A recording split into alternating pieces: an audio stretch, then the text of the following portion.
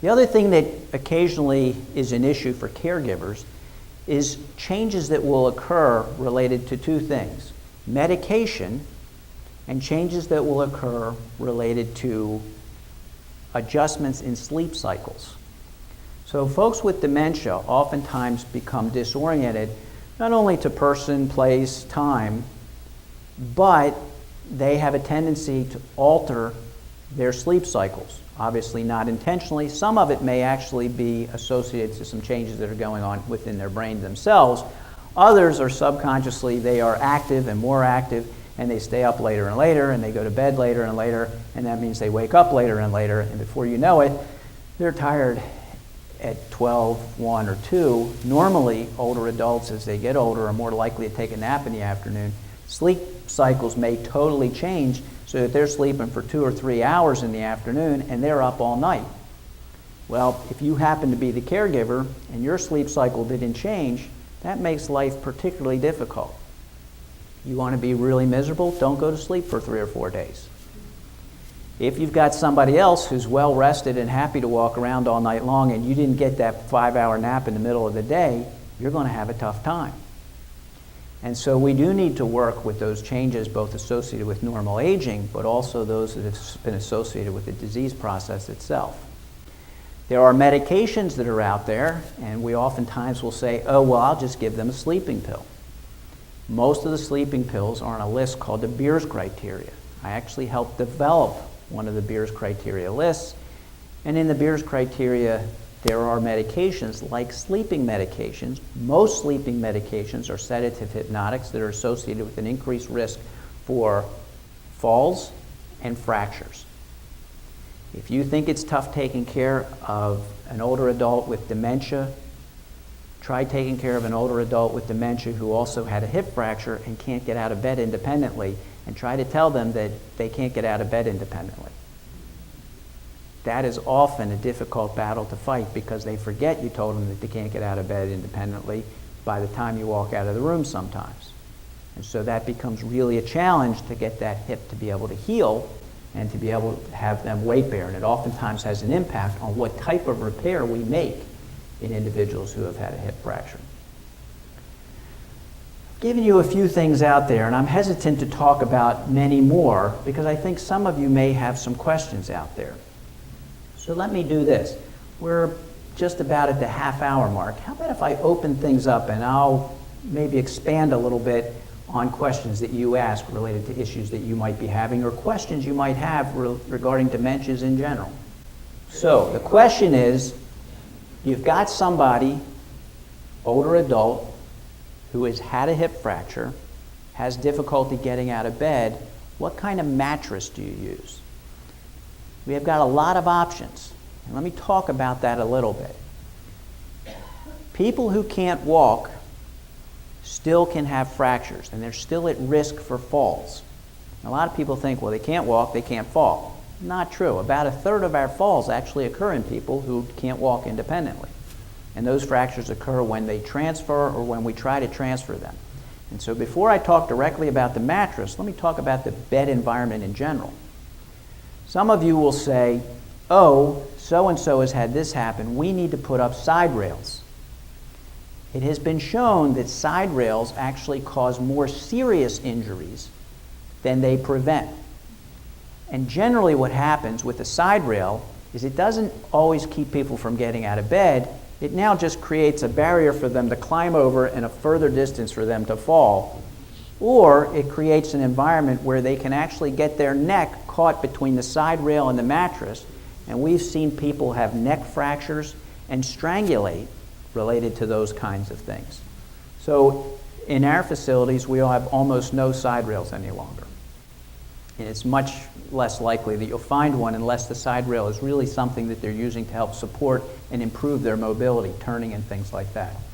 And even in those circumstances, we really try to avoid the side rail. In terms of mattresses, we have lots of different kinds of mattresses. If you have a hospital bed, you of course have a mattress that goes on those, and those are not always the most comfortable, and so we oftentimes will change them a little bit, because if someone has had a fracture or if they've had a stroke, as is true for many of our dementia patients who have a mixture of dementias, say a vascular dementia and an Alzheimer's or a vascular dementia and something else, or maybe they just have a vascular dementia and they've also had a stroke in conjunction with that, they may not have very good mobility, and if they don't have very good mobility, they are more susceptible to something called pressure sores.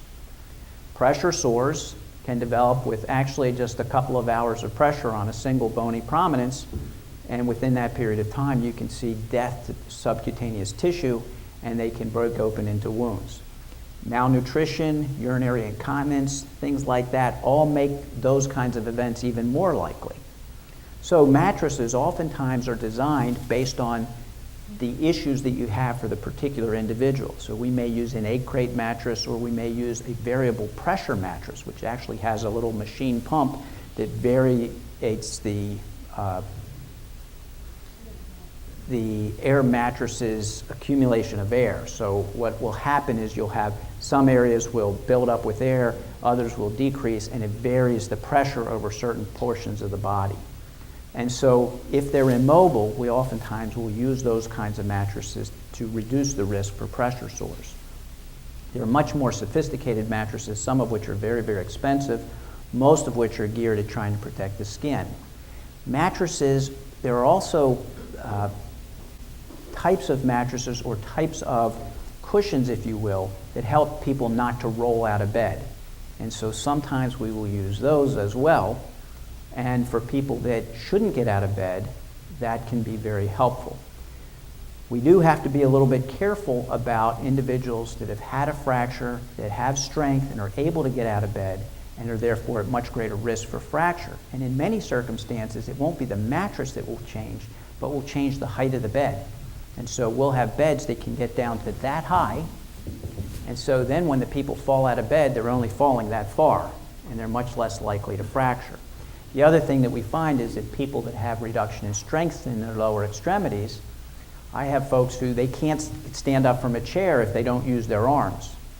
Well, if I have a mattress that's that high, they fall out of bed, they don't stand up and walk away and then fall because they don't have the strength to physically stand up, which is their main risk for fall.